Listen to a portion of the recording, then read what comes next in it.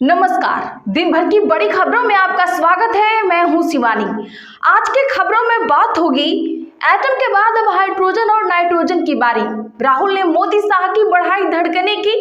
और क्या भाजपा वोट खरीद कर जीती उपराष्ट्रपति चुनाव, विपक्ष का बड़ा खुलासा की। वहीं ध्रुव राठी जैसे इन्फ्लुएंसर खा रहे रुपए, E20 पर रगड़ा तो बिलबिलाए गडकरी की। इधर पीएम मोदी को विरोध से इतना खौफ, दिग्गज नजरबंद की। और खबर की आखिर में बात होगी बिहार में राहुल की सीक्रेट मीटिंग की। इसी के साथ आज दिन भर की सभी बड़ी और प्रमुख खबरों को जानेंगे विस्तार से। उससे पहले एक नजर सुर्खियों पर। लालू यादव का पीएम पर तंज, जुमला सुनाने बिहार कब आओगे पीएम मोदी। अल्लावरू बोले चुनाव के बाद सीएम डिप्टी सीएम तय करेंगे। बीजेपी ने महागठबंधन को बताया लठबंधन।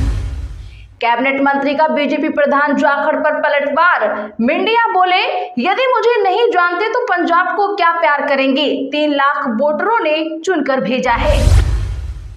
कन्हैया से बोले राहुल और प्रशांत किशोर का जिक्र ना करें। पप्पू यादव के बहाने तेजस्वी को मैसेज, सीमांचल की सीटें नहीं छोड़ेगी कांग्रेस। संजय सिंह का बड़ा दावा, श्रीनगर में नजरबंद किया। फारूक को मिलने से रोका गया। आप एमएलए की गिरफ्तारी के विरोध में प्रेस कॉन्फ्रेंस करने पहुंचे थे। नेपाल से भारतीय नागरिकों को सुरक्षित निकाला जाएगा। पटना में पीयूष गोयल बोले बिहार का चेहरा नीतीश कुमार, विपक्ष हार की वजह ढूंढ रही। मेरे खिलाफ पैसे देकर चलाया जा रहा राजनीतिक अभियान। E20 पेट्रोल की आलोचना पर नितिन गडकरी का आया पलटवार।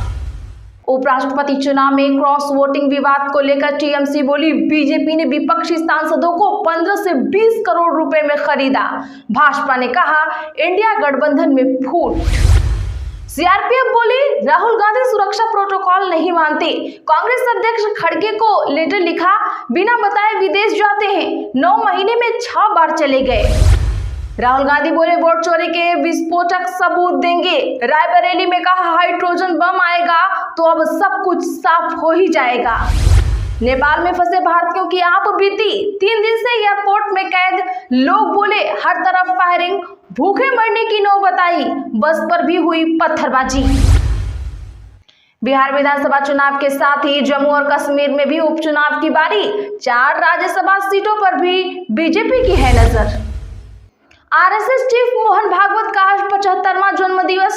पीएम मोदी ने लिखा हम स्वयं सेवकों का सौभाग्य, हमारे पास भागवत जैसा सरसंघ चालक है। तमिलनाडु में पीएम के संस्थापक रामदास ने अपने बेटे को पार्टी से निकाला। टीवीके को बैठक के लिए पुलिस की मिली मंजूरी। नेपाल में ऐसा नहीं होता। अगर कांग्रेस नेपाल को भारत में मिला लेती। बिहार के डिप्टी सीएम ने पाक का भी लिया नाम। राज ठाकरे की पार्टी ने कपिल शर्मा को दी कड़ी चेतावनी। कहा मुंबई को बॉम्बे या बंबई कहकर बंद करो बुलाना। काशी दौरे पर आज पहुंचे पीएम मोदी। विरोध की धमकी के बाद कांग्रेस प्रदेश अध्यक्ष अजय राय नजरबंद। सुप्रीम कोर्ट में विधेयकों को हरी झंडी के लिए राज्यपालों की मंजूरी की समय सीमा तय करने का मामला। सुप्रीम में फैसला रखा गया सुरक्षित। कर्नाटका में रानी अब्बक्का को नमन किया। जी परमेश्वर ने किया एबीवीपी के कार्यक्रम में शिरकत करने की खबरों का खंडन। खून और क्रिकेट साथ साथ कैसे चलेंगे। भारत और पाकिस्तान मैच को लेकर शिवसेना ने दी प्रदर्शन की चेतावनी। भारत की मांग, रूसी सेना में भारतीयों की भर्ती रोके, पुराने फौजी भी छोड़े। सरकार जनता से बोली ऑफर से दूर रहे, यह खतरनाक रास्ता है। जेएनजी नेता बोले बुजुर्ग नेताओं से तंग आकर आंदोलन किया। संविधान नहीं संसद भंग करना हमारा मकसद। अंतरिम पीएम के लिए सुशीला कार्की और कुलमान घिसिंग का लिया नाम। चलिए जानते हैं बड़ी और प्रमुख खबरों को विस्तार से। उससे पहले वीडियो को लाइक करें। साथ ही आपसे रिक्वेस्ट है खबरों को आखिर तक जरूर देखें। मेरे खिलाफ पैसे देकर चलाया जा रहा राजनीतिक अभियान। E20 पेट्रोल की आलोचना पर नितिन गडकरी का आया पलटवार। जी हां, केंद्रीय सड़क परिवहन एवं राजमार्ग मंत्री नितिन गडकरी ने कहा है कि E20 मिश्रित ईंधन के खिलाफ सोशल मीडिया पर चलाया जा रहा अभियान मुझे राजनीतिक रूप से निशाना बनाने के लिए है। इसे पैसे देकर चलाया जा रहा है। केंद्रीय मंत्री सोसाइटी ऑफ ऑटोमोबाइल मैन्युफैक्चरर्स के वार्षिक सम्मेलन में सवालों के जवाब दे रहे थे।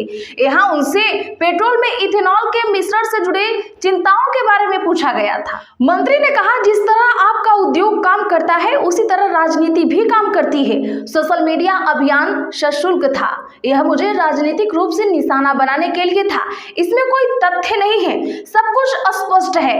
इथेनॉल मिश्रण आयात का विकल्प लागत और प्रभावी प्रदूषण और मुक्त और स्वदेशी है। गडकरी ने कहा कि भारत जीवाश्म ईंधन के आयात पर भारी रकम खर्च करता है।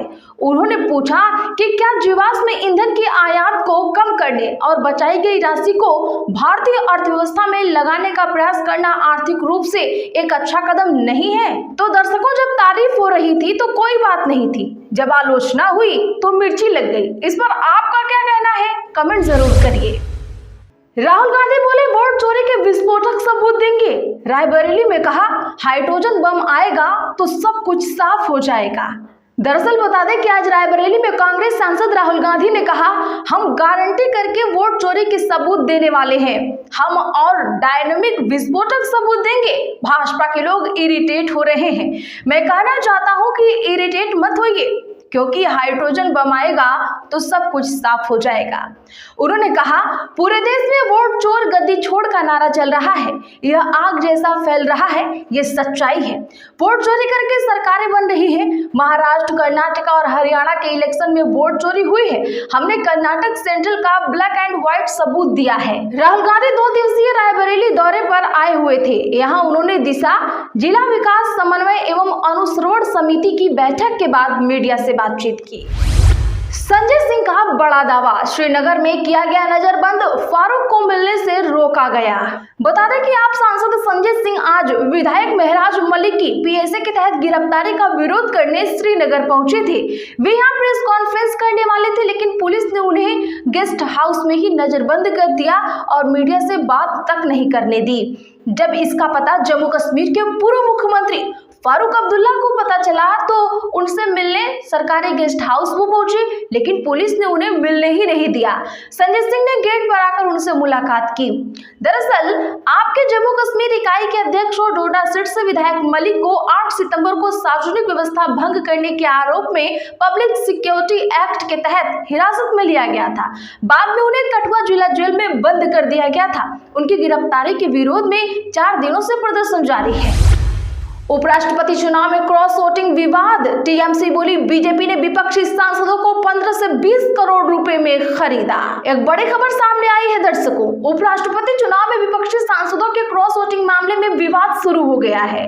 पश्चिम बंगाल के मुख्यमंत्री ममता बनर्जी के भतीजे और टीएमसी सांसद ने कहा है कि मुझे पता चला है कि भाजपा ने विपक्ष के हर सांसद को खरीदने के लिए 15 से 20 करोड़ रुपए खर्च किए हैं। और भाजपा ने कहा है कि क्रॉस वोटिंग विपक्षी गठबंधन में आंतरिक मतभेद और फूटता को दिखाता है। केंद्रीय मंत्री किरेन रिजिजू ने तंज कसते हुए इंडिया गठबंधन के कुछ सांसदों को धन्यवाद दिया, जिन्होंने अंतरात्मा की आवाज पर एनडीए कैंडिडेट सीपी राधाकृष्णन को वोट दिया।